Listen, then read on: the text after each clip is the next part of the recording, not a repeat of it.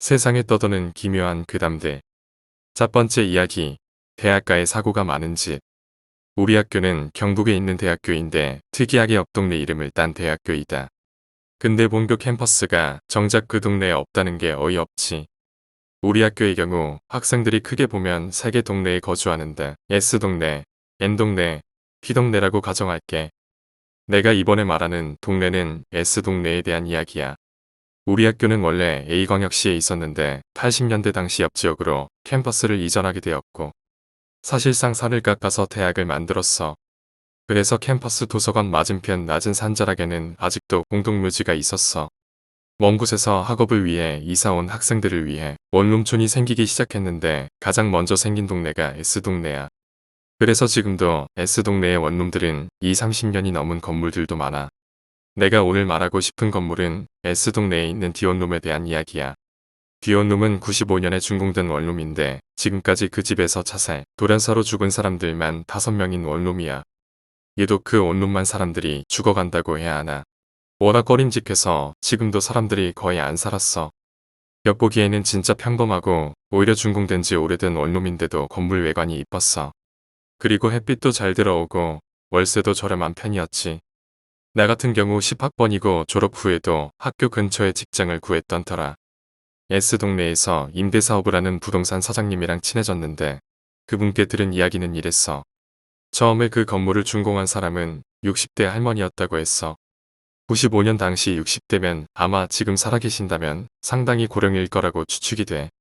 이 할머니는 모 대학의 교수로 정년을 하신 분인데 노후 자금 마련 및 투자를 위해 원룸을 S동네에 짓게 되셨다고 해. 문제는 그 원룸 자리가 땅 농사 짓는 농업용 수로가 지나가는 자리였어. 이 할머니가 원룸을 건축할 당시 마을 주민들이 반대도 많이 했는데 워낙 막가파 스타일인지라 그냥 그 자리에 원룸을 지어버리셨다고 해. 이후 신축 원룸이다 보니 입주민들도 많이 들어왔는데 문제는 3개월을 이상을 버티고 나간 학생들이 없었다고 했어. 하나같이 하는 말이 집에 있으면 천장에서 누가 자기를 째려보는 것 같다는 말을 했다는 거야. 그러다가 사망사건이 터졌는데 200기 후에 사던 학생이 어느 순간부터 보이지 않기 시작했대. 전기세, 수도세도 계속 밀리니까 관리하는 부동산에서 찾아갔는데 학생이 목을 메고 죽어 있었대. 근데 되게 꺼림직한 게 벽을 마치 날카로운 것으로 긁은 것처럼 벽지에 마치 손톱으로 긁은 자국들이 심하게 나 있었다고 했어.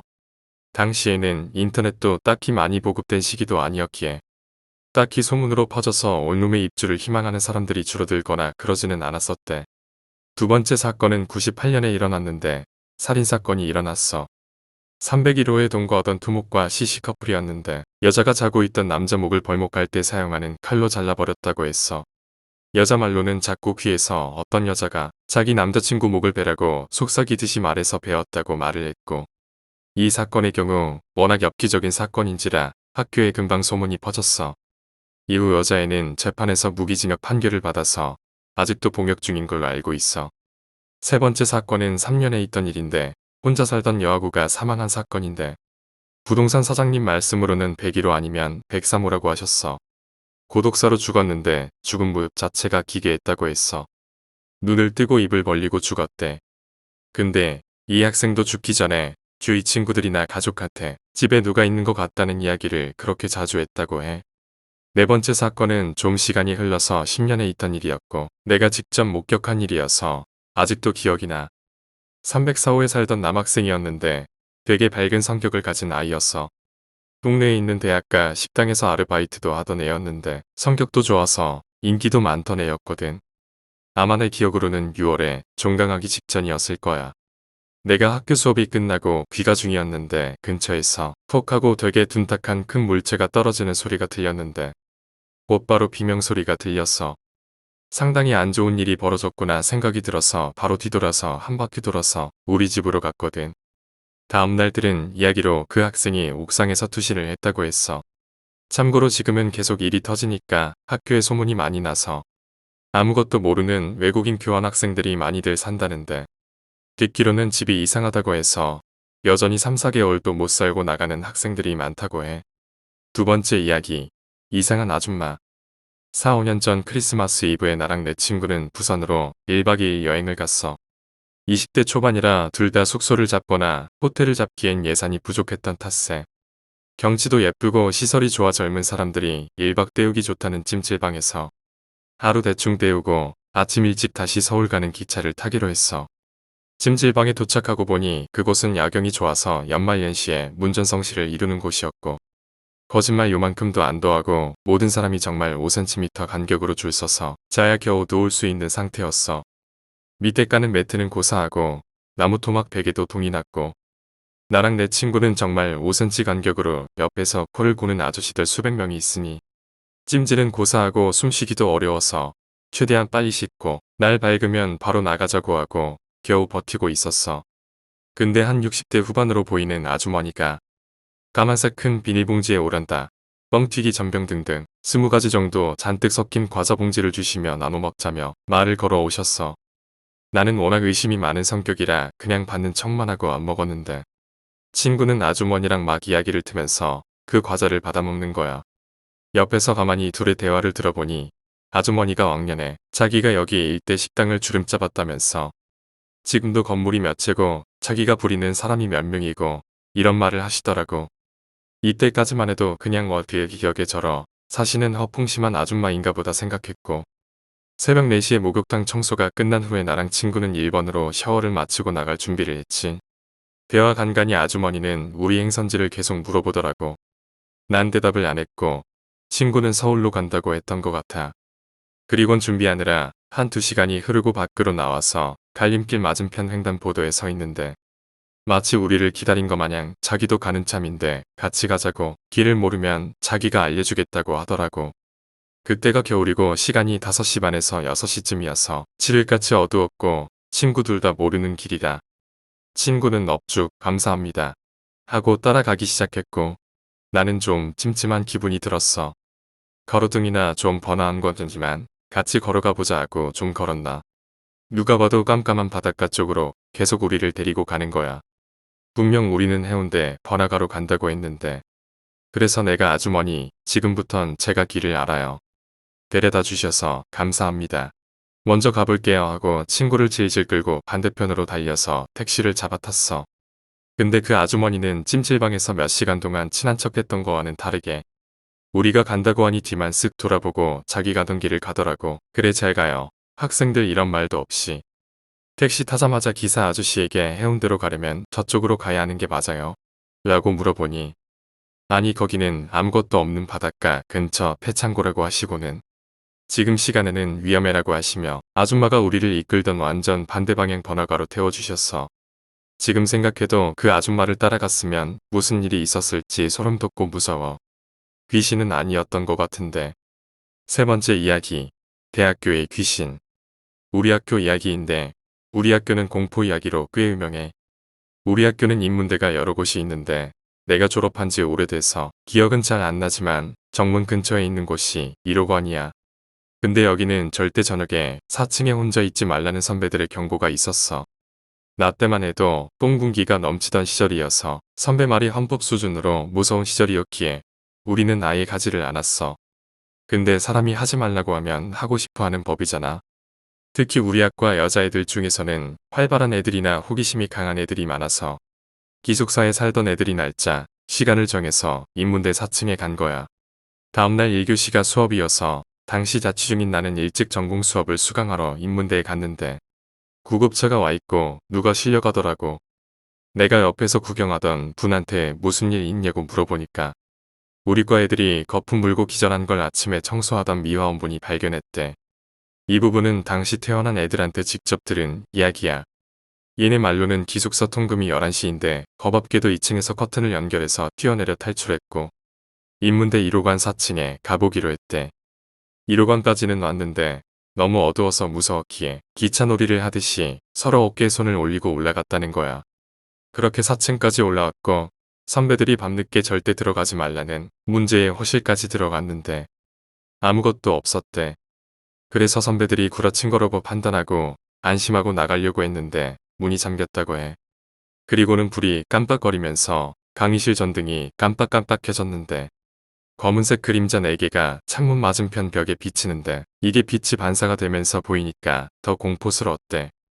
그래서 문을 미친 듯이 두들기며 소리를 질렀는데 어디서 남자들이 신음하는 소리가 들렸고 얘네도 그 후로는 기억이 안 난댔어. 바로 기절한 게 아닌가 싶어. 어쨌든 이 일이 지도 교수님한테까지 들리게 되었고 우리 과 애들은 선배들한테 끌려가게 됐어. 선배들이 그곳에 대한 이야기를 해줬어. 예전에 거기서 불이 난 적이 있대. 90년대 말 동아리 활동이 끝나고 학생 5명이서 자다가 그곳에 불이 났대. 2명이 죽었고 이 일이 뉴스에도 보도가 됐다는 거야. 이후 그 강의실에서 시험 기간이나 밤늦게 공부하던 학생들이 이상한 현상들을 많이 느꼈댔어. 말소리나 흐느끼는 소리, 탄 냄새 등등. 그래서 거기에 야간 시간에는 아예 폐쇄를 했대. 이후 졸업하고 내가 가본 적이 없어서 모르는데 지금은 어떨까 싶어 듣기로는 인문대는 아예 재건축도 안 해서 건물이 그대로라고 들었거든. 네 번째 이야기. 나는 모텔이 무섭다. 2년 전부터 이번 4월달까지는 혼자 모텔에서 지내는 날이 많았어. 일 때문에 숙박하는 일이 많았고 그냥 드실 잡아서 영화 보고 맥주 한잔 마시고 쪽잠 자고 그런 정도로. 이 말은 내가 자주 갔던 모텔 아주머니에게 들은 얘긴데 갑자기 모텔 이름을 바꾸거나 그러면 그런 곳은 열에 9은 안 좋은 일이 일어났던 곳이래. 모텔에서 앱으로 음식 주문할 때, 현이치로 주소 찍을 때, 현재 모텔 이름이 A인데 과거 이름 B로 지키는 경우 등등. 아무튼 개인적으로 모텔은 찝찝해서 정말 가기 싫었던 곳 중에 하나인데 살다 보니 어쩔 수 없이 가게 되더라고.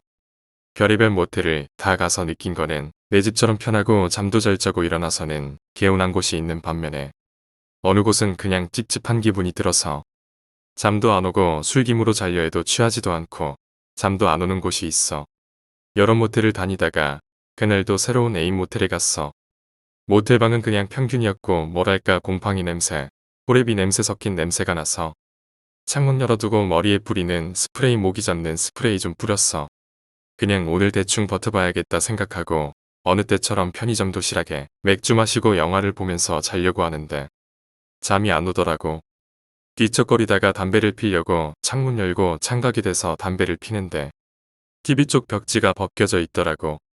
담배 물고 벗겨진 거 떼내려고 하는데 벽지 안에 부적 같은 게 보여서 설마 부적인가 하고 너덜거리는 벽지를 살짝 떼어냈어. 부적 2장이 붙어 있는 거야. 그거 보자마자 그냥 이유도 모르게 소름이 돋았어. 웃긴 건 퇴실할 때 보니까 출입문 안쪽 위에도 부적이 하나가 붙어 있더라고. 모텔에서 잠을 자는데 그날따라 자다가 깨고 그러다가 다시 잠이 들었는데 갑자기 2눈이 떠지더니 모텔방 시야가 전부 들어오고 적막한 모텔방에서 갑자기 내가 있던 문을 다급하게 열리는 소리가 들리는 거야. 문고리 돌아가는 소리와 문 열려고 덜컹거리는 소리. 그 소리가 내 귓가까지 들렸는데 5분 동안 2눈이 떠진 채 들은 것 같아. 그리고는 기절한 건지 뭔지 모르겠지만 눈 떠보니 아침이었어. 이 일이 있던 후부터 모텔에서 잠잘 때 불은 다 켜놓고 TV도 켜놓고 자고 있어. 그 후 모텔 가기 좀 그랬는데 일 때문에 계속 모텔 생활을 했지. 그러다가 며칠이 지나고 B모텔을 간 거야. 왠지 방호수도 똑같은 것 같고 여기는 방마다 침대 위에 액자가 걸려져 있는데 A모텔이랑 똑같은 액자여서 느낌상 같은 모텔 같았어. 방구 조명, 컴퓨터도 안 되는 방. 그냥 그러려니 하고 불 다 켜고 TV 켜고 잠을 자는데 위에 말한 것처럼 똑같은 경험을 2번이나 했어. 문고리 잡아당기고 들어오려고 덜컹거리는 소리. 똑같은 일을 2번이나 겪으니 모텔은 너무 가기 싫었어. 앞으로 모텔 안 가야겠다고 생각했지만 코로나 때문에 찜질방서도 못 잘 것 같아서 어쩔 수 없이 다시 모텔에 가게 됐어. 웃긴 건 무서우면서도 잠만 잘 잤어. 그리고 여러 모텔을 다니면서 느낀 거는 외관은 다 좋아 보여도 꼭 방에 들어가면 기분이 족같아지는 방이 있더라고. 반대로 처음 가도 내 집처럼 편한 곳 있고 마지막으로 모텔을 예약하려는데 펜싱국 대선 발전을 전북 익산에서 했거든. 전국 각지에서 와서 그런지 모텔에 방이 없었어. 그래서 외딴 곳에 있는 모텔을 예약했어. 외관도 구식이고 방안도 구식이고 하물며 복도도 너무 음침해. 그래도 뭐 하룻밤만 자면 되니까 라고 생각하고 여기서 잠을 자는데 창문을 두드리는 소리가 들려. 나는 여름이든 겨울이든 창문을 조금 열어놓고 자는데 자꾸 창문을 두드리는 거야. 아니 여기는 5층이라고. 근데 자면서 창문 두드리는 소리가 계속 들릴 때는 내가 자고 있는 곳이 5층인지는 인지를 못했고 아침에 일어나서 5층인 걸 깨달았어. 여긴 5층인데 바깥에서 누가 창문을 두드리나. 새가 부리러 창문을 두드리는 것도 아닌데 말이지. 이 이후로 모텔에서 죽어도 자기 싫더라고 가기도 싫고. 5번째 이야기. 착한 귀신. 제가 9살, 10살 그쯤 있었던 일이에요. 아버지께서 술에 취해 거실에 쓰러져 잠이 드셨어요. 겨울이라 춥기도 하고 머리 쪽에 베란다 샤시가 크게 있어서 찬기가 도니 안방에 들어가 주무시라고 흔들었는데 안 깨어나시더라고요. 이걸 어쩌나 하고 안방 쪽을 보는데 제가 있던 거실 쪽은 불이 꺼져 있고 안방 뒤쪽으로 불이 켜져 있어서 역광으로 안방 입구 쪽으로 제 또래 아이가 서 있는 게 보이더라고요. 부끄러운 건 마냥 벽에 살짝 빼꼼히 나온 모습으로요.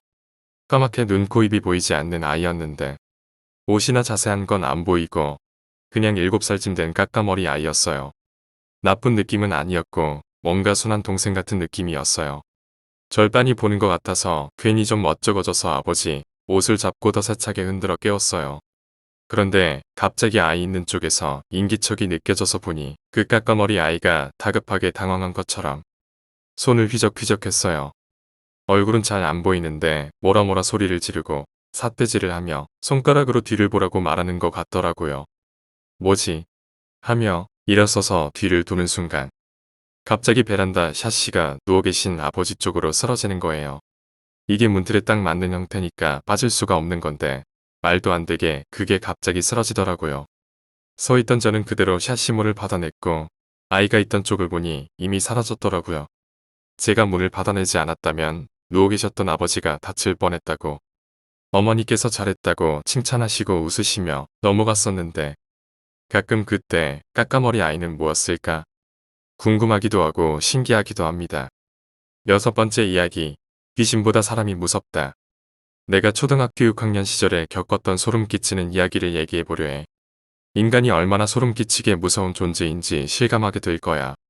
우리 아버지 친구분 중에 김유성이라는 아저씨가 한 분 계셨는데 구리시 근처에서 조그마한 점포를 운영하셨어. 유성 아저씨는 돈을 꽤 많이 버시는 편이었나 봐. 아주 어릴 적부터 아빠를 따라서 유성 아저씨네 집에 놀러가곤 했었거든. 지금 생각해봐도 엄청 잘 살았던 것 같아. 넓은 마당이 있는 2층 집이었는데 겉으로 보기에도 어마어마하게 넓었지.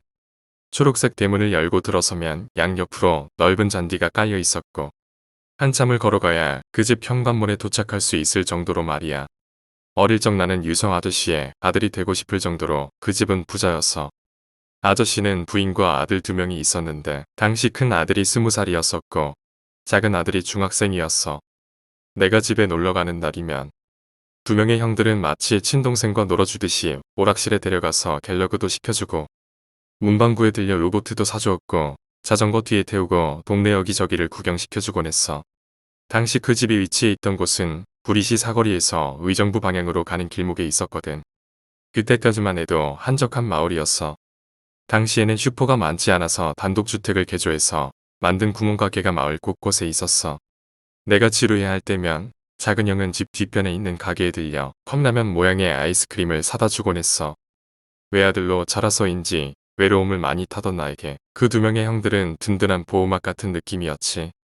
아저씨 아주머니 2분 모두 외모가 출중하셨는데 성격도 좋으셔서 주위에 사람이 항상 북적였지. 아무튼 어릴 적 추억이 많았던 분들이었는데 내가 겨울방학이라 집에서 친구들과 놀고 있었어. 저녁 무렵 전화 한 통이 울렸는데 아버지가 받으셨어. 전화를 받으시던 아버지의 침묵이 지금도 느껴지는 듯하네. 전화를 끄는 아버지는 아무 말씀도 없이 방으로 들어가셨어. 침울해하는 표정으로 한참을 침묵하시던 아버지는 여기저기 전화를 걸고는 집 밖으로 나가셨어. 그날 아버지는 집에 들어오지 않으셨어. 다음날 저녁에야 들어오셨는데 고향 친구분들 여러 명이 같이 오셨어. 어린 마음에도 상황의 심각성이 느껴질 만큼 어른들의 표정은 암울하게 느껴진 거야. 아버지는 내 작은 손에 1,000원짜리 몇 장을 쥐어주시며 친구들과 나가서 과자 사 먹고 와라. 그렇게 말씀하시는 거야. 난 어른들의 대화가 너무도 궁금했던 나머지 엿듣지 말아야 할 것을 들어버리고 말았어. 내용인즉 유서 아저씨 집에 강도가 침입해서 아저씨와 아줌마를 칼로 무참히 찔러 살해했다는 거야. 경찰이 조사 중이라고는 얘기했지만 아버지와 친구들은 범인이 대충 누군지 짐작하고 있는 듯했어. 9시 뉴스에도 보도될 거라 말하시더라. 진짜 멍한 기분이었어. 마치 꿈을 꾸는 듯한 착각이 들 정도로 말이지. 난 할머니 방에 들어가서 TV를 켜고는 뉴스를 보고 있었어. 아저씨 사건이 뉴스에 제발 나오지 않기를 간절히 바라면서 말이야. 뉴스가 끝나갈 무렵 마지막 기사에 진짜 유성 아저씨의 얘기가 나왔어. 며칠이 지나도록 아버지는 시무룩한 표정을 짓고 계셨어. 난 그 이유를 알고 있었지만 아무런 질문도 하지 않았어. 며칠이 지나고 아버지와 친구분들이 한자리에 모여 계셨어. 내가 어른들의 대화를 들은 바로는 이런 내용이야. 사건 당일 아저씨 부부는 각자 다른 위치에서 살해된 채로 발견되셨는데 아줌마는 주방에서 거실 중간에서 아저씨는 안방에서 처참하게 돌아가셨지. 그날 밤 작은 형과 큰형 2명 모두 친구네 집에서 자고 들어오게 된 날이었대. 경찰 조사 결과 범인은 현관문 유리창을 깨고 손을 넣어 문고리를 열고 침입했대. 복면을 쓴 채로 한 손에는 칼을 들고 침입을 한 거야. 그러다가 물을 마시기 위해 주방에 있던 아줌마를 칼로 찌르게 되었고 후에 안방에 들어가서 자고 있던 아저씨를 무참히 살해하게 되었대. 정작 없어진 물건은 반지 목걸이가 대부분이었는데 금품을 목적으로 들어온 건 아닌 것 같다 하더라고. 경찰이 조사한 결과 작은 형은 친구네서 자다가 그 다음날 아침에 들어온 게 맞지만 큰 형은 알리바이를 증명할 그 무엇도 없었다고 하더라고. 경찰이 눈여겨본 것은 큰 형의 오른손목에 긁힌 자국이었는데 그 자국이 바로 문제 해결의 열쇠였던 거야. 손목의 상처가 현관 유리 틈으로 손을 넣고 문을 열려다가 난 상처라는 것에 확신을 가진 형사들이 큰 형을 추궁하며 다그치자 결국 그 형은 자포자기하는 심정으로 사건에 대해 입을 열었어. 동네 사람들의 증언도 한몫한 거야. 큰 형이 사귀던 여자가 있었는데 결혼 자금으로 500만 원을 준비해오라고 하더라는 거야. 현재 금액으로는 2천만 원 정도 되는 큰 돈이었지. 어린 놈이 무슨 결혼이냐고 하면서 돈을 요구한 여자 얼굴 좀 보자며 큰 형을 다그치는 아저씨와 돈만 마련해주면 나가 살겠다는 큰 형의 말싸움이 매일 밤마다 시작되었대. 시끄러워서 잠도 못 잘 정도로 심하게 시우던 날이 많았다도 그런 일이 반복되고 결국 사단이 일어나고 만 거야. 부모의 사망보험금을 노린 큰 형이 강도로 위장해 집에 침입한 거지. 주방에서 마주친 엄마의 가슴배를 무참히 찔렀는데 더욱 충격적인 건 마지막으로 찌른 부위가 목이었다는 거야. 그때까지도 살아있는 자신의 부모의 목에 칼을 겨눈 거였어. 그리고는 유유히 안방으로 들어가서는 술 취해 잠들어 있는 아버지를 수십 군데 찔러서 숨지게 했던 거라고. 얼마나 아팠을까? 상처의 아픔보다 자신의 아들의 무너진 미래가 어머니의 마음을 더욱 아프게 했을 거야. 경찰이 혀를 내두르며 말했다더군. 큰아들 발목에 깊이 패인 손톱 자국이 여러 군데 나아 있었는데 아마도 그의 어머니가 아버지를 죽이러 가는 아들을 말리려고 필사적으로 잡고 있었던 것 같다고 말이야. 더 큰 죄를 짓지 않도록 막고 싶었던 어머니의 마음이 아니었을까. 그 이후의 소식은 전혀 알 수 없었어. 다시는 그 사건에 대해 어떤 말도 하지 않으시던 아버지와 친구들이었으니까. 사건 일어나기 전 자전거를 태워주며 큰형이 나에게 속삭였던 말이 문득 생각이 나. 승현아, 넌 엄마 아빠가 좋아. 7번째 이야기, 신내림. 특별히 무섭거나 그로테스크한 경험은 아니지만 실제로 저희 동네에서 일어난 일이고 당사자가 아직 살아계시는 실화라서 이야기를 제보합니다. 방송에서 무당이나 신내림이 나올 때면 저것이 환각 상태인지 정말 빙의 상태인지 혹은 사기인지 알 수는 없지만 이렇게 많은 목격자가 존재했었다는 이야기는 들어본 적이 없습니다. 지금으로부터 50년 전 당시 동네에 A라고 하는 아가씨가 있었는데 특별한 구석이 없는 평범한 아가씨였다고 합니다. 그러던 어느 더운 여름밤 자정을 넘긴 시각에 방에서 잠을 자던 A씨는 한밤중에 갑자기 일어나 맨발의 잠옷차림으로 어딘가로 달려갔는데 그 소리에 놀란 A의 부모님이 깨어나서 A를 쫓아갔는데 어찌나 빨리 달려가는지 간신히 뒷모습만 따라갈 뿐 전혀 따라잡을 수가 없었다고 합니다. A가 달려가는 방향은 시내에서 멀리 떨어진 고개 위의 공동묘지. 이 공동묘지는 제가 어릴 때도 존재했으나 몇 해 전에 모두 이장하고 지금은 시에서 사업을 벌여 정비가 되어 일반적인 관광마을이 되어 있습니다. 걸어 올라가기에도 꽤 가파른 그 길을 맨발로 달려 올라간 A가 어느 순간 시야에서 사라졌는데 A씨의 부모님은 달빛에 의지해 공동묘지 여기저기를 뒤지고 다니셨고 소란에 놀란 동네 사람들이 횃불을 들고 쫓아오셨습니다. 그리고 A씨를 발견했을 때 A씨는 후미진 곳에 위치한 어느 무덤 앞을 손으로 미친 듯이 파헤치고 있었는데 A씨의 부모가 달려들어서 막으려는 순간 A가 파헤친 땅에서 하나의 방울이 나왔습니다. 무덤에 묻혀 있었던 까닭에 오래되어 보이는 방울 말입니다. 방울을 꺼낸 A씨는 만족한 얼굴로 방울을 손에 쥐고 바로 기절했다고 합니다.